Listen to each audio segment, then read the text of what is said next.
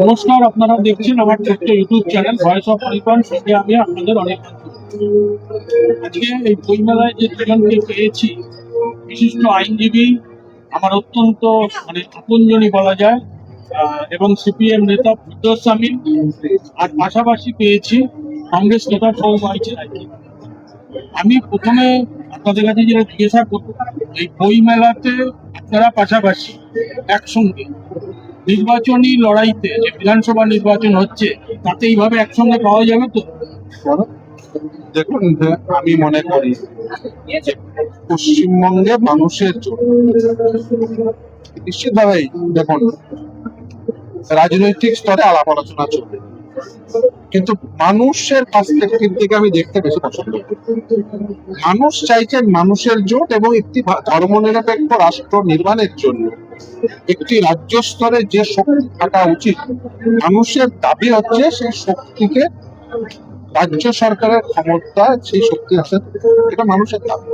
এখন দেখুন, রাজনৈতিক প্রেক্ষিত প্রতিদিন প্রতি মুহূর্তে তৈরি হয়, সেই প্রেক্ষিত আলোচনার সাপেক্ষে রাজনৈতিক দল এবং তাদের নেতৃবৃন্দ ঠিক করে। ফলে এই নিয়ে আমি একটা কথাই বলতে পারি, সেটা মানুষের পার্সপেক্টিভ থেকে, কারণ আমি মনে করি মানুষ তার চলার পথ রাজনৈতিক ভাবে ডিসাইড করে তার পছন্দের রাজনৈতিক শক্তির মাধ্যমে। এটা মানুষের কিন্তু অ্যাসপিরেশন, গণতন্ত্র সেটাই মনে হয়। ফলে গণতন্ত্রে মানুষের দাবি সেটা অত্যন্ত গুরুত্বপূর্ণ। আমি মনে করি পশ্চিমবঙ্গে এই মুহূর্তে মানুষের দাবি, এখন আমি রাজনৈতিক প্রেক্ষিত থেকে বলছি, আমরা রাজনৈতিক দলের প্রেক্ষিত থেকে, মানুষের প্রেক্ষিত থেকে বলছি, এই মুহূর্তে পশ্চিমবঙ্গের মানুষের দাবি দুটো যে রাজনৈতিক অপশক্তি রয়েছে রাজ্য স্তরে বা কেন্দ্রীয় স্তরে, তাদের বিরুদ্ধে একটি একজোট হয়ে, একটা হয়ে, একমগ্গা হয়ে একটি ধর্মনিরপেক্ষতা শক্তি তৈরি হোক। এই ধর্মনিরপেক্ষ শক্তি এই দুটো অপশক্তির বিরুদ্ধে যাতে লড়াই করে এবং সেই শক্তি যাতে ক্ষমতায় আসে। তার কারণ কি, দেখুন, রাজ্যে যারা ক্ষমতায় রয়েছে তারা কি, তারা একেবারে আকণ্ঠ দুর্নীতিতে নিমজ্জিত। কেন্দ্রে যে সরকার রয়েছে তারা কিন্তু এই দুর্নীতিকে পূর্বতা সমর্থন করছে। কেন? তার কারণ এত প্রমাণ, এত প্রমাণাদি, এত নথি, তারপরেও দেখবেন এখন পশ্চিমবঙ্গের মানুষের মনে কিন্তু এই কথা এবং এই ব্যথা রয়েছে যে এরা ওই যে আকণ্ঠ দুর্নীতিতে নিমজ্জিত যে মূল মাথা, তাকে কিন্তু ধরা হচ্ছে না। এটা মানুষের কাছে ব্যথা এবং যন্ত্রণা, এবং সেটার জন্য রেসপন্সিবল শক্তি হচ্ছে কেন্দ্রের সরকার। ফলে মানুষের মনে দুর্নীতির প্রশ্নে ওই দলই সেটিং এর প্রশ্ন, এটা হচ্ছে দ্বিতীয়। সেটা হচ্ছে যে সাম্প্রদায়িক সম্প্রীতি বিনষ্টকারী শক্তি। এই রাজ্যে মমতা বন্দ্যোপাধ্যায় ক্ষমতায় আসার ফলে কি হয়েছে, পশ্চিমবঙ্গের রাজনৈতিক পরিপরিতে সাম্প্রদায়িক শক্তি উঠে আসার একটা সম্ভাবনা তৈরি হয়েছে। শুধু সম্ভাবনা কেন, সেটা বাস্তবে রূপায়িত হয়েছে।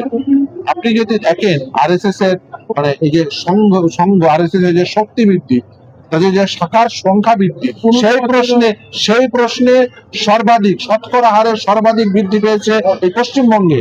অর্থাৎ পশ্চিমবঙ্গে মমতা বন্দ্যোপাধ্যায় একটি সাম্প্রদায়িক শক্তিকে উঠে আসার প্রশ্নে যে সহযোগিতা করেছে সেটা পরিষ্কার। ফলে এই আদান প্রদান পশ্চিমবঙ্গের মানুষের কাছে পরিষ্কার হচ্ছে যে একদিকে তারা এই সাম্প্রদায়িক শক্তিকে বৃদ্ধি করছে, অপরদিকে দুর্নীতির প্রশ্নে তারা তাদের পাশে পাচ্ছে। ফলে এই যে বুঝে নেওয়া তাদের মধ্যে, এই যে সেটিং বলুন, যে তত্ত্বই বলুন না কেন, এই যে একে অপরের একেবারে পরিপূরক হয়ে যাওয়া দুর্নীতির প্রশ্নে এবং সাম্প্রদায়িক সম্প্রীতি বিনষ্টের প্রশ্নে, সেটা মানুষের কাছে পরিষ্কার হচ্ছে। তাই মানুষের দাবি একটি দুর্নীতি বিরোধী, ধর্মনিরপেক্ষ মানুষের জোট।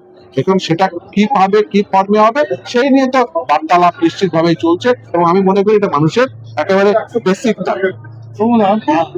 মানুষের জোট, যেটা মানুষের জোট, এটা মানুষও চাইছে, কিন্তু নির্বাচন হয় দুটো রাজনৈতিক দল বা একাধিক রাজনৈতিক দলের মধ্যে যে লড়াই, সেই প্রশ্নে মানুষের কিন্তু পরিষ্কার দাবি যে মানুষ চায় এই যে রাজ্য এবং কেন্দ্রের দুটো অপশক্তিকে এখান থেকে সরিয়ে এই রাজ্যে, যেটা স্বামীন্দা বলেছেন ঠিক, যে ধর্মনিরপেক্ষ, গণতান্ত্রিক এবং দুর্নীতি বিরোধী সরকার। এবং তার জন্য অত্যন্ত পরিষ্কার করে বলতে গেলে কংগ্রেস, সিপিএম এবং আইএসএফ এর জোট চায় মানুষ। এই প্রশ্নে শুভঙ্কর সরকার আপনাদের নেতৃত্বে তিনি বলেছেন যে তারা 294টা কেন্দ্রে লড়তে রাজি, মানে লড়ার প্রস্তুতি নিচ্ছে। তাহলে কি এটা ধরে নেওয়া যায়, কারণ আপনিও তো একজন পদাধিকারী, আপনার কাছ থেকে এই মুহূর্তে যেটা জানতে চাই যে তাহলে কি 294টা কেন্দ্রেই আপনারা লড়বেন, নাকি জোটের সম্ভাবনা থাকছে? দেখুন, এটা প্রথম মানুষ চাইছে। প্রথম কথা হচ্ছে, আপনি যে প্রসঙ্গটা তুললেন, আমি রিপিটেশন না করে বলি, আমি একটা দল করি।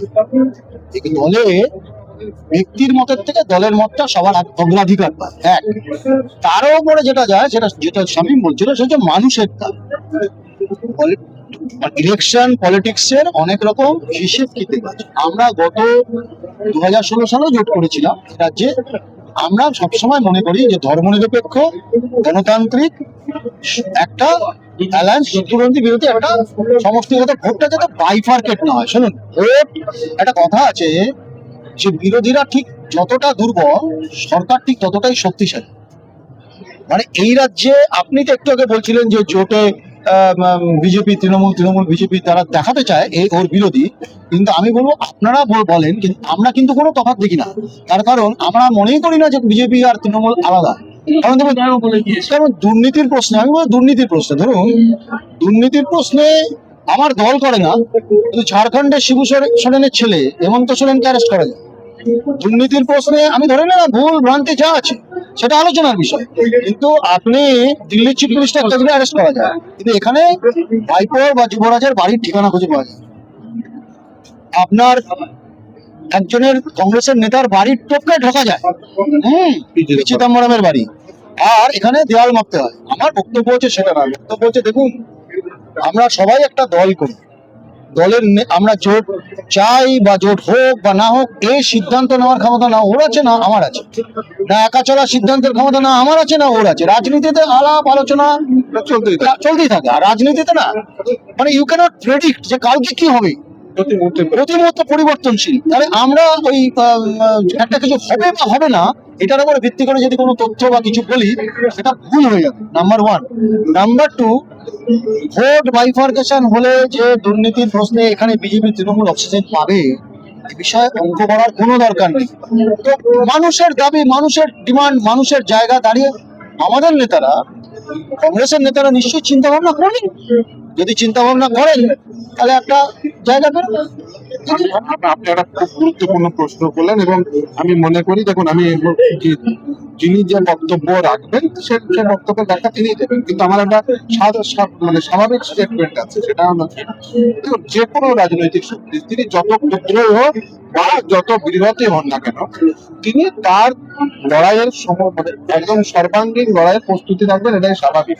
মানে কোনো রাজনৈতিক নেতা, আমি কারোর বক্তব্যের প্রেক্ষিতে বলছি না, কোনো রাজনৈতিক নেতা যদি বলেন যে আমি সমস্ত সিটে লড়াইয়ের প্রস্তুতি রাখছি, তার অর্থ এই নয় যে জোট হবে বা হবে না সেই কনক্লুশনে পৌঁছে যাওয়া। একদম।